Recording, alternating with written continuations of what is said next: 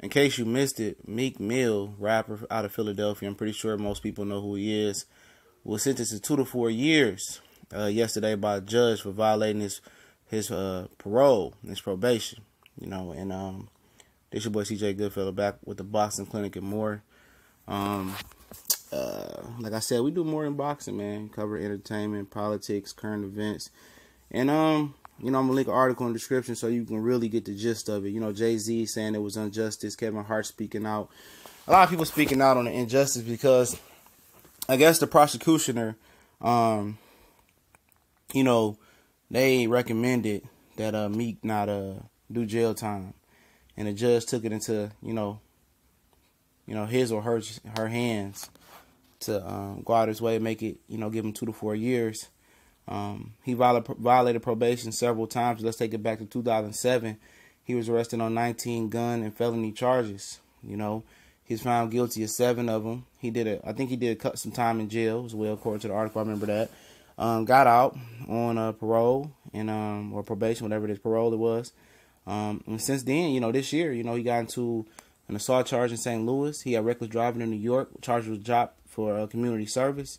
And he was pissing dirty all the time, and he kept playing with the judge's ruling. The judge said, "I've been trying to help this guy for over 10 years now, and he just doesn't get it." 19 gun and drug charges, man. And you get found for 7 of them. You gone for 2 of them was felonies. You gone for about 10 years. Probably not even that. So, when people get a little bit of money, they did above the law. Remember Tommy from Belly? He was feeling invincible. I think Meek was feeling invincible. He's feeling himself, playing with the judicial system. And as a black man, you shouldn't play with the judicial system as anybody should. Money long, but I just wouldn't do it. He said that they said he was testing clean in January. He was violating the travel restrictions and stuff. Sometimes not being where you're supposed to be, and he been in the headlines, man. We jumped out on Safari. I'm pretty sure they looked at that. And he had to pay the piper. Now, I hope the judge is just pump faking with him and trying to scare him straight. But they sentenced him 2 to 4 years. Possibly he can appeal it. Maybe he should appeal it to another judge. But this sounds like it's the same judge he been since 2007. So he or she knows Meek Mills very well. And everybody voicing their opinion.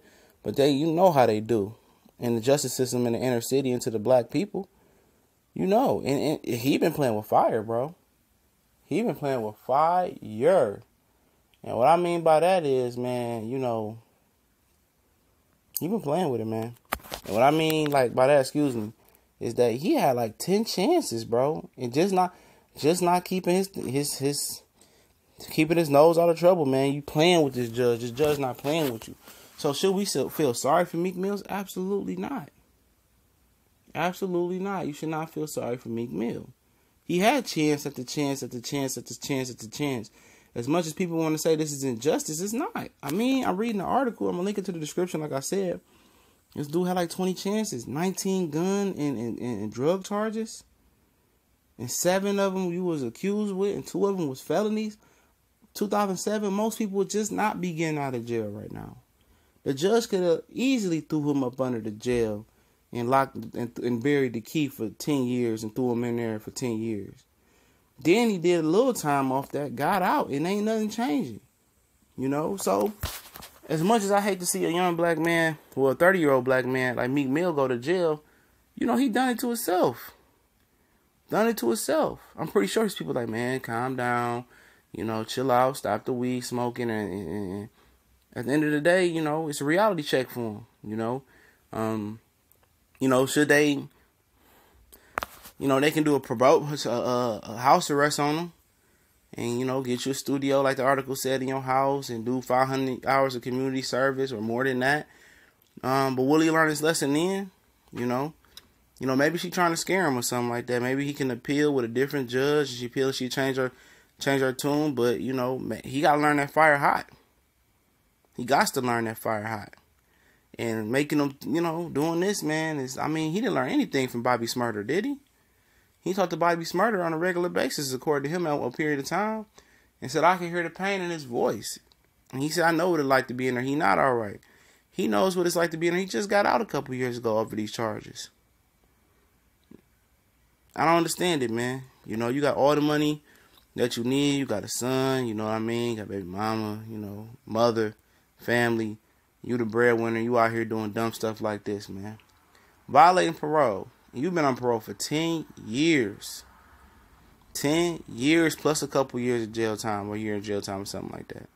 So you already didn't play. You already felt the fire hot. So now you just basically, the judge feel like you spitting in the judicial system face. You spitting in the judge's face. The prosecutioner don't feel that way because they just want your money. You know, and, you know, he got to deal with it, man. You know, I hope he got some music recorded up. You know, he put his heart and soul in that last one, wins and losses. I think that's what it was called. He put his heart and soul in that.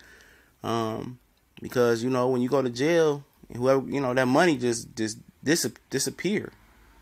You know, and rap can change on the drop of a dime. That's one genre that it can go on the drop of the dime. You get out and you just, even after a year, 2, 3, 4 years, you know, you're a shark out of water.